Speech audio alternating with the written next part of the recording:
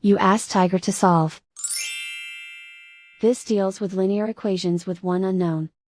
The final result is x equals -1. Let's solve it step by step. Group all x terms on the left side of the equation. Add 3x to both sides. Group like terms.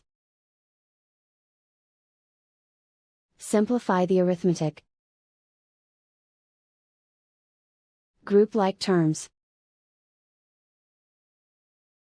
Simplify the arithmetic. Group all constants on the right side of the equation. Subtract 25 from both sides. Simplify the arithmetic.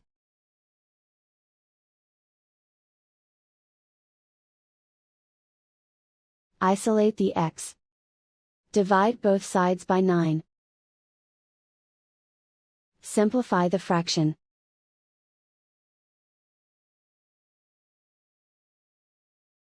And so the final result is x equals -1.